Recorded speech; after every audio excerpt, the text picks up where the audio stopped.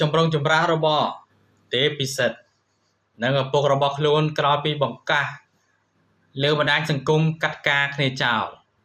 នៅក្នុងនោះសម្ដីរបស់លោកឪពុករបស់លោកទេពិសិដ្ឋក៏បានបង្ហោះដែលបាននិយាយថា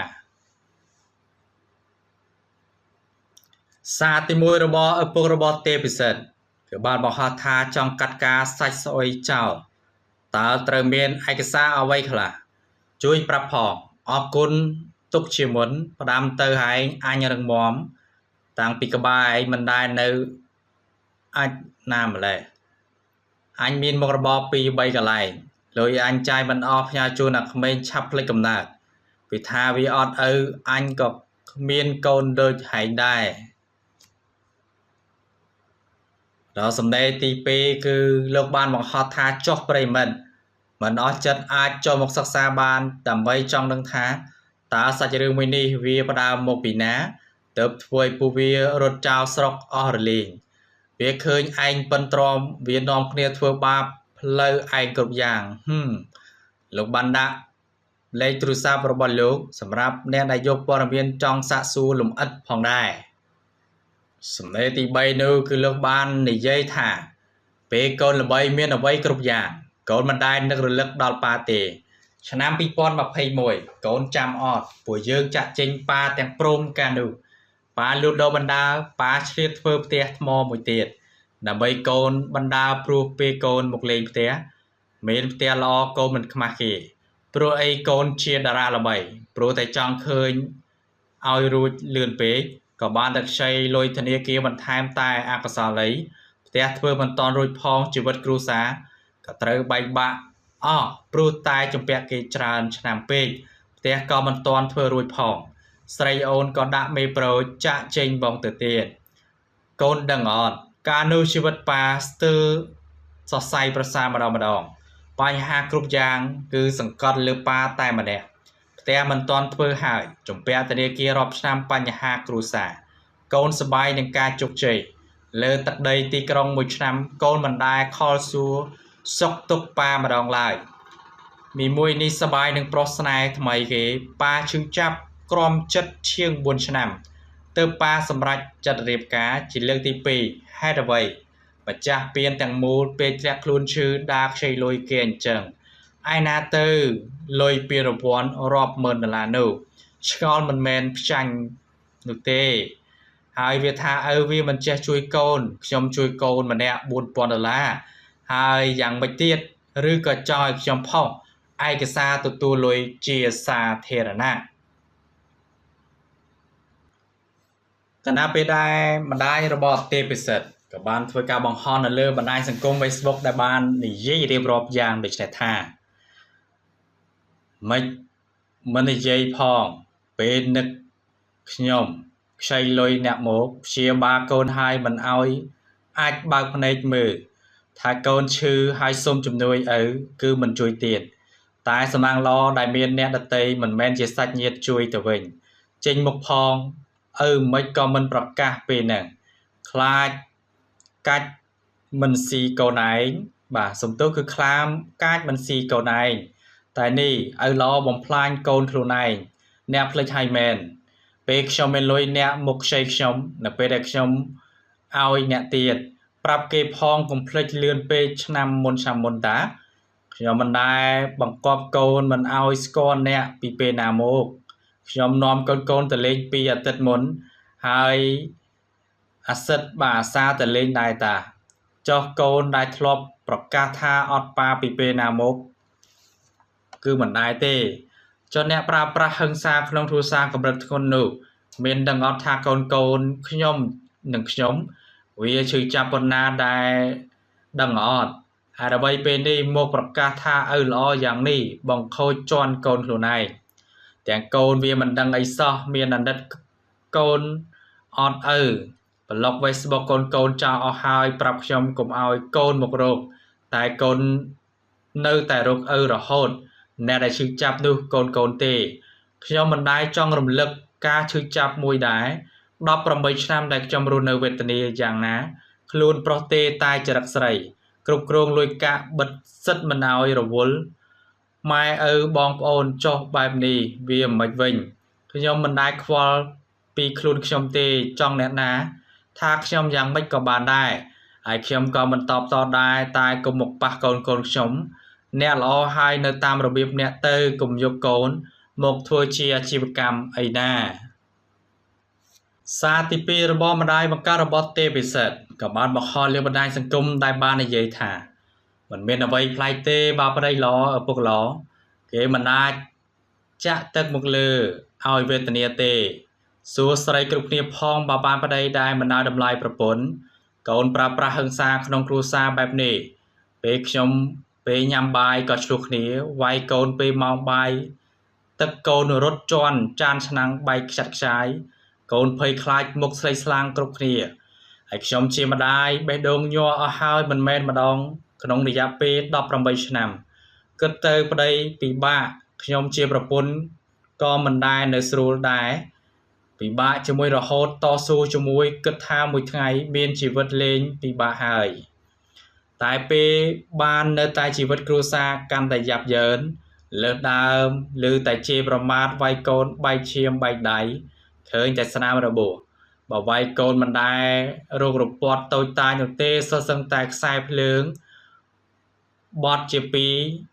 បើមិនអញ្ចឹងក៏អំបោះដងរស័យដែកវាយបាក់ថែមទាំងខ្សែកុំព្យូទ័រទៀតជួយក៏ទប់មិនជាប់កម្លាំងគាត់ខ្លាំងចិត្តជាម្ដាយឈឺចាប់បំផុតគឺកូនសិទ្ធ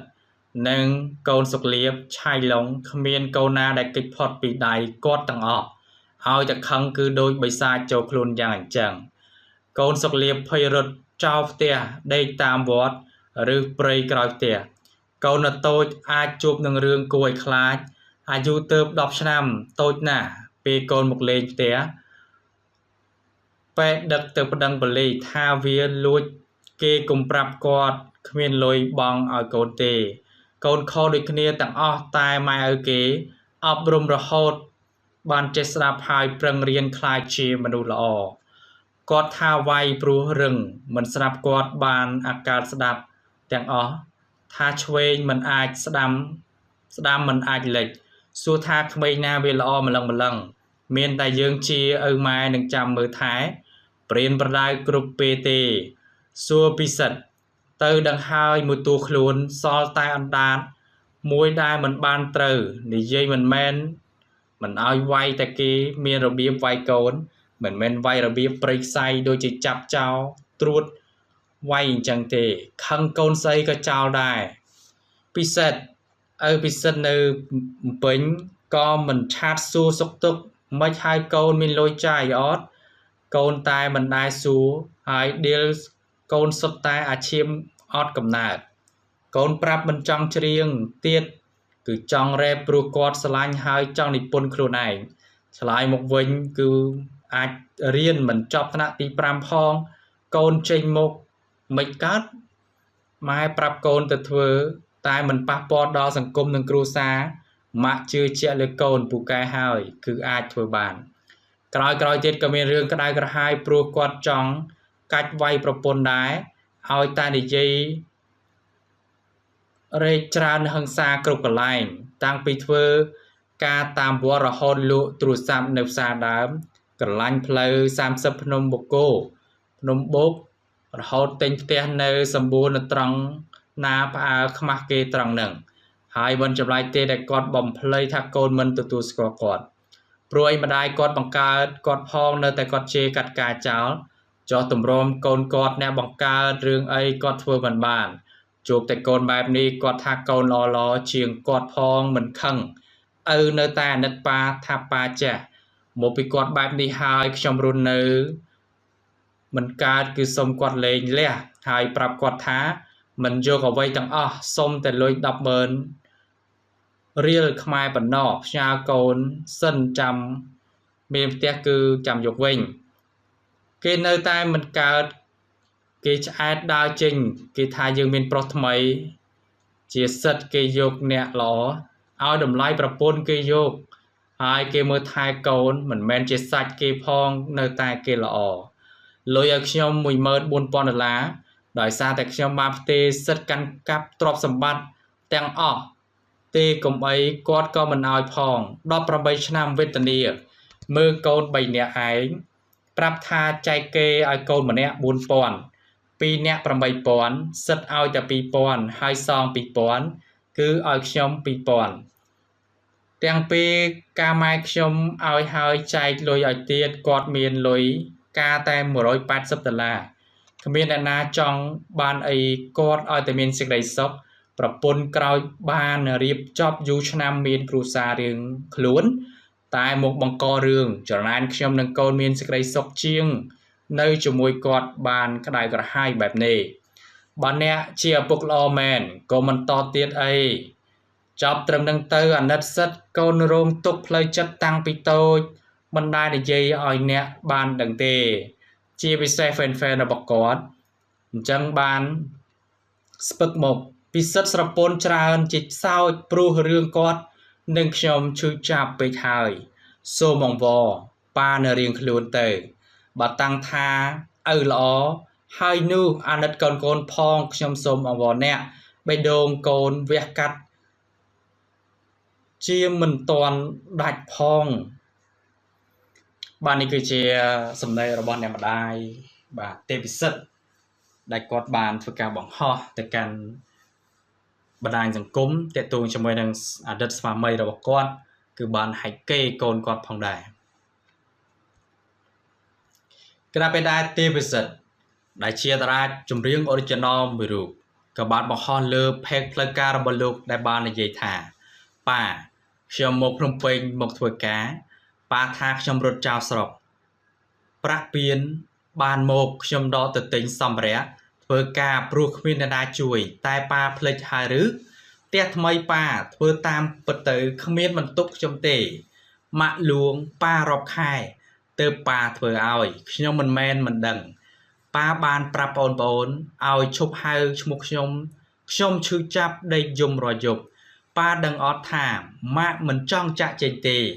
តែទ្រាំមើលប៉ាវាយកូនមិនបានទើបម៉ាក់ចាក់ចេញខ្ញុំមិនមែនមិនដឹងថាប៉ាដៃធ្ងន់ប៉ះខ្ញុំមិនអីទេតែបងប្អូនវានៅតូចប៉ាគូណាលើកលែងប៉ាមានពេលអង្គុយគិតពីរឿងនឹងអត់ខ្ញុំជាកូនដែលជ្រើសរើសនៅខាងប៉ាពេលដែលគ្រួសារបែកគ្នាដំបូងតែក្នុងចិត្តប៉ាចងគំនុនមិនដោះលែងអញ្ចឹងហើយបានរឿងវាចេះតែវែងឆ្ងាយអញ្ចឹងកូនសបាយនឹងទីក្រុងកូនមិនសបាយនឹងទីក្រុងទេគ្រាន់តែការងារកូនមើលទៅដូចជាសបាយកូនទៅលេងប៉ារហូតតតែប៉ាប្រាប់ម៉ាក់ថាកុំឲ្យអាឆ្កែនេះជន់ផ្ទះអញទៀតក៏ដោយបាននិយាយឲ្យស្រួលទៅឆាតក៏ខ្ញុំឆាតទៅប៉ាខលក៏ខ្ញុំខលទៅប៉ាហើយជីកក៏ខ្ញុំជីកទៅលេងប៉ាហើយសុំឲ្យប៉ាភ្លេចលឿនម្លេះប៉ាសួរអ្នកចិត្តខាងក៏គេដឹងដែរប៉ាដឹងអត់ថាខ្ញុំមិនដែលត្រូវការនឹងទានលុយប៉ាឬចង់បានលុយប៉ាម្ដងទេតែប៉ាធ្វើបែបនេះខ្ញុំមិនដែលជឿទេគ្រប់ពេលដែលប៉ាជួបមុខខ្ញុំនៅក្រៅប៉ាហៅខ្ញុំកូនពេញមាត់ខ្ញុំសប្បាយចិត្តណាស់តែខ្ញុំចេញពីផ្ទះមិនបានប៉ុន្មានផងប៉ាខលទៅម៉ាក់ហៅខ្ញុំសុទ្ធតែអាឆ្កែម៉ាក់ដើរចេញពីផ្ទះមិនយកលុយតាមខ្លួនសូម្បីតែ100រៀលខ្លួនជាស្រីគ្មានលុយណាមកចិញ្ចឹមកូនខំណាស់ទម្រាំបាន5000 10000រៀល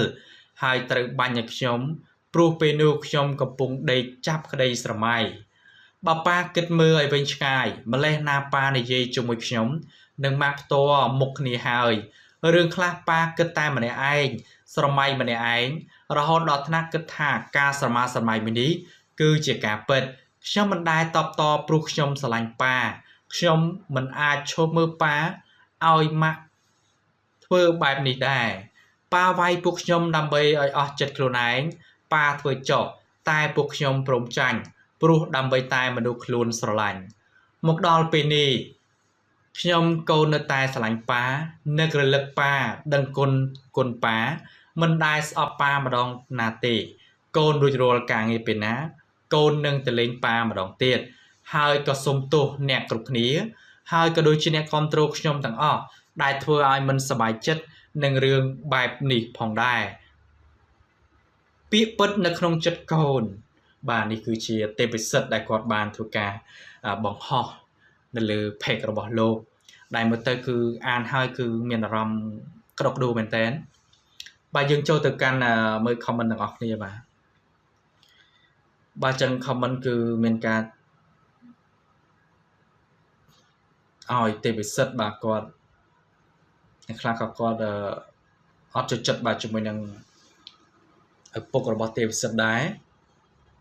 បាទខ្លះក៏គ្រប់គ្រងជាមួយនឹងទេពនិស្សិតច្រើនបាទទាំងសំណេររបស់លោកគឺចាក់ដោតបេះដូងរបស់លោកខ្លាំងមែនទែនទោះបីជាប៉ាយ៉ាងណាក៏ជាប៉ារបស់យើងដែរអញ្ចឹងលោកដាក់មួយនេះគឺចាក់បេះដូងរបស់លោកឪពុកគ្រប់គ្នាផងដែរទ្រង់បាននាងកៅចានិមលក៏បានshareហើយក៏បាននិយាយថាទ្រង់មិនបានក្រោយពីឃើញសាររបស់ឪពុកទេពនិស្សិតបានរៀបរាប់ថាម្ចាស់ពារព័ន្ធប្រចាំប្រទេសឈឺបន្តិចបន្តួចរត់ខ្ចីលុយគេចុះហើយណាថាលុយរាប់ម៉ឺនដុល្លារនោះមានអីស្រាប់តែនាងកៅចានិមលស្ទះរួចព្រមទាំងបានរៀបរាប់តបវិញថាមិនចង់ស្ទះទេតែបើមិនស្ទះខ្លាចគាត់មិនដឹងពីអ្វីដែលគាត់គួរដឹងនៅពេលដែលកូនមកប្រឡងតែក្នុងនាមខ្ញុំជាម្ដាយគេមួយរូបដែរបែរជាឈឺចាប់នៅពេលដែលអានអក្សរទាំងនេះហើយនឹកដល់រូបភាពជាច្រើនមុននឹងរោគលុយជ័យលភីគួរណាស់សួរនាំកូនមកប្រឡងសិនអ្នកណាជូនមកឈីសអីមកយកលុយពីណាធ្វើសហុយមកប្រឡងស្នាក់នៅឯណាបានអីហូបបាប្រឡងត្រូវចាំរាប់សិបម៉ោងភ័យអត់ខ្លាចគេអត់ពិបាកអត់ទាំងអស់នេះជាអ្វីដែលនៅជាប់នឹងភ្នែកខ្ញុំចាំបានថាពេលនោះគាត់នៅក្មេងពេលយើងចង់សួរគាត់ត្រូវព្យាយាមឲ្យគាត់មានអារម្មណ៍កក់ក្ដៅជាមុនសិនក្មេងនេះតស៊ូណាស់បាទនេះគឺជាសាររបស់ពិធីការនីដ៏មានវោហារស័ព្ទមួយរូបបាទនៅនាងកៅចានិមលដែលគាត់បានធ្វើការហើយគឺបានសរសេរអក្សរប៉ុន្មានstatus នៅលើ page របស់បាទគាត់ដែលអារម្មណ៍នេះគឺក្តុកក្តួលមែនតើបើសិនជាឪដែលស្រឡាញ់កូនមែនបាទសួរកូនជិះអីមកមានលុយអត់ហើយចាំរាប់ម៉ោងនេះហើយអ្នកណាជូនមកមានអីហូបអត់ពិបាកអត់ខ្លាចអត់ហើយការសៀននេះគឺចាក់ដោតទៅកាន់លោកឪពុកទេពនិស្សិតខ្លាំងមែនតើ